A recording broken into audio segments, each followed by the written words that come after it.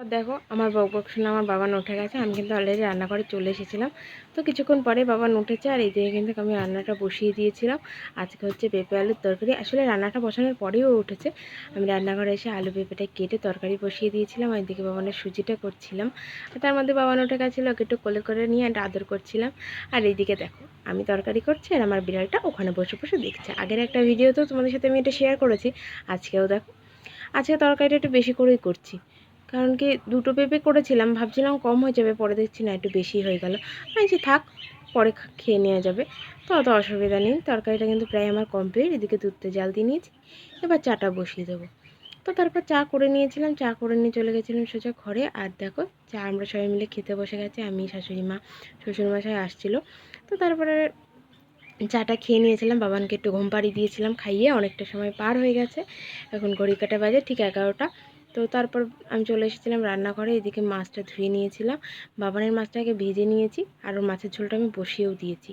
আর আজকে হবে চেংড়া মাছ বেগুন দিয়ে আলুতে ঝোল। আর এদিকে তো বাবানের মাছ হচ্ছে, আর ওইদিকে হবে সব রকম তরকারি দিয়ে চিংড়ি মাছ দিয়ে মানে পাঁচ মেশালে একটা তরকারিই হবে আর কি। আর ওই যে বাটিতে কটা ভাত দেখলে না, ওই ভাত কটা বিড়ালকে দেবো বলে রেখেছি। সকালে ওই কালকে রাতের ভাতগুলো ছিল, তো নষ্ট করে কি হবে, ওদের দিলেও তো ওরা দুটো খেতে পারবে। ওই জন্য দুধ দিয়ে ওদের দুটো ভাত দেবো, তাই জন্য রেখে দিয়েছি। চিংড়ি মাছটা কাটা হয়ে গেছে, এই মাছটা কাটা হয়ে গেছে। তো যাই হোক, আমি ওইদিকে কিছু টুকটাক করে চলে এসেছিলাম এদিকে এই বেসনটা চালবো বলে। আজকে আবার মোচার চপ বানাবো, যার কারণে বেসনটা তো চালতে হবে, বেসন তো লাগবে। আর ওইদিকে বিস্কুটের গুঁড়োটাও রোদে দিয়েছিলাম, ওইটাও একটু কোটোতে ভরবো। তো তাই কারণে এই বেসনটা আমি চালতে চলে এসেছিলাম। তো যাই হোক, এখানে একটা মিস্টেক হয়ে গেছিলো, আমি তোমাদের সাথে একটু বলে দিই। আমি ভাবছিলাম ক্যামেরাতে যে আমার মুখটা কেটে গেছে সেটা আমি বুঝতে পারিনি, পরে ভিডিওটা যখন দেখি তখন বুঝতে পারছি। কিন্তু তখন তার একেবারে আবার প্রথম তো করা সম্ভব না, এই জন্য একটু ম্যানেজ করে নিও তোমরা। সবাইকে সরি বলছি, তো তোমরা সবাই একটু ম্যানেজ করে নিও। যাই হোক, আমি এইভাবেই ফার্স্টে বেসনটা চেলে নিচ্ছিলাম, তারপরে বিস্কুটের গুঁড়োটা ভরে নেবো।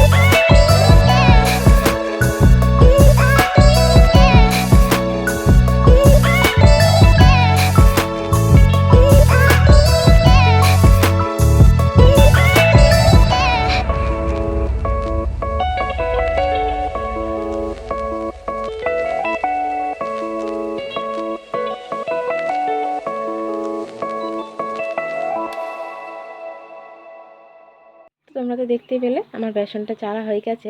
আর ওইদিকে আমি বিস্কুটের গুঁড়োটাও কিন্তু আমি কোটোতে ভরে নিয়েছিলাম। অনেকদিন থাকলে না এটা গন্ধ হয়ে যায়, যার কারণে একটু মাঝে মাঝে রোদ্রে দিতে হয়। তো আমিও রোদ্রে দিয়ে নিয়েছিলাম। তার মধ্যে আমার বাবান উঠে গেছিলো। তা আমি আর বেশি দেরি করিনি, ওকে শর্ট করে চান করে খাইয়ে দিয়েছিলাম। আসলে অনেকটা সময় হয়ে গেছিলো, প্রায় 12টা 12:30 বেজে গেছিলো। আজকে একটু দেরি হয়ে গেছিলো। তো স্নান করেই ওকে বসিয়ে দিয়েছিলাম, ও একটু খেলা করছিলো। আর এদিকে আমি বললাম তুই বস, আমি জামা কাপড়গুলো একটু গুছিয়ে নিই। কালকে বৃষ্টি হয়েছিল, জামা কাপড়গুলো শোকায়নি। তার মধ্যে দুপুরবেলা কালকে বাবান একটু বমি করে দিয়েছিল, তো সেই জন্যই আর কি আবার সব কিছু গুছিয়ে নিয়েছিলাম, ধুয়ে নিয়েছিলাম। সেইগুলোই আবার একটু রোদ্রে দিয়েছিল, সেইগুলো একটু গোছাবো। কদিন ধরে ছেলেটা খুব বমি করছে দেখছি, কেন কি জানি। তো যাই হোক, আমি এদিকে জামা কাপড়গুলো গুছিয়ে নিচ্ছিলাম। ওই দেখো ওর গামলাটা নেবে বলে ওরকম করছে। ঠিক আছে, তুই গামলাটা নেই, আমি এদিকে জামা কাপড়গুলো একটু গুছিয়ে নিই।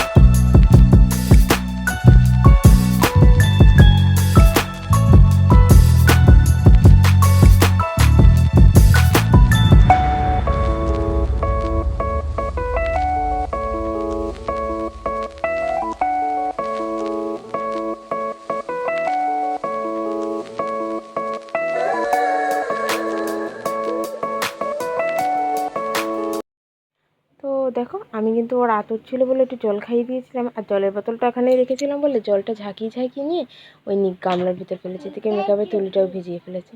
তো যাই হোক, অনেকটা সময় হয়ে গেছে। এদিকে ঘরটা মুছে নিয়েছি, এবার যাবো স্নান করতে। ওইদিকে কিছু বাসন আছে, সেগুলো মেজে স্নান করতে যাব। অনেকটা বেলা হয়ে গেছে, প্রায় 1:30 বাজে। তো যাই হোক, আর সময় নষ্ট করব না। তো যাই, এবার তাড়াতাড়ি করে স্নানটা করে আসি। স্নানটা করে এসে বাবানকে খাইয়ে ঘুম পাড়াবো। তো বাবা আমি স্নান করে চলে এসেছিলাম, আর ভিডিও করতে পারিনি। বলছিলাম না বাবান বমি করছে, হ্যাঁ আজকেও বমি করেছে। তোমরা হয়তো বুঝতে পারবে, আমি বেডশিটটা চেঞ্জ করেছি, তোমরা হয়তো ভিডিওতে দেখে বুঝতে পারবে। তো ও বিছানায় বমি করে দিয়েছিল, সেই জন্য আমার ওইসব পরিষ্কার করতে গিয়ে আর ভিডিওটা আমি করতে পারিনি। তারপরে আমরা খেতে চলে এসেছিলাম, আমাদের খাওয়া হয়ে গেছিলো। আর এইদিকে তরকারিগুলো আমি ফ্রিজে নিয়ে যাচ্ছিলাম। এই যে 5 মেশালি তরকারি, আর এই যে চিংড়ি মাছের ঝোলটা, আর এই যে বলছিলাম মোচার চপ করবো। মোচাটা আমি আর নিয়ে যাবো না, এখানেই থাকবে। দুধের হাঁড়িটা নিয়ে যাবো, গরমও পড়েছে একটু, যার কারণে দুধের হাঁড়িটা নিয়ে যাবো। তো যাই হোক, এইগুলো একটু গুছিয়ে নিই, তারপর যাবো ঘরে। ঘরে গিয়ে একটু শুয়ে নেবো, শরীরটাও যেন একদম ক্লান্ত লাগছে। বিকেল হয়ে গেছে, গুড্ডু গেছিলো, মাও এসেছিলো। মা চলে গেছে, গুড্ডু রয়েছে, গুড্ডু আবার হাই করে দিচ্ছে। আর ওই যে বললাম বেডশিটটা চেঞ্জ করেছে, ওই দেখো বেডশিটটা দেখে তোমরা বুঝতে পারবে যে আমি বেডশিটটা চেঞ্জ করেছি। তখন 6টা বেজে গেছে, সন্ধ্যা। এবার বাবানকে একটু খাইয়েটাই যাবো আমি চপটা বানাতে।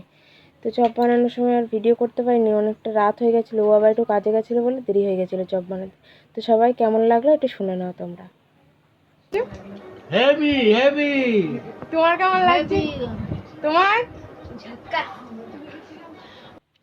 তো সবার তো চপটা ভালো লেগেছে, তো তোমাদের কেমন লাগলো অবশ্যই কমেন্ট বক্সে কমেন্ট করে জানিও।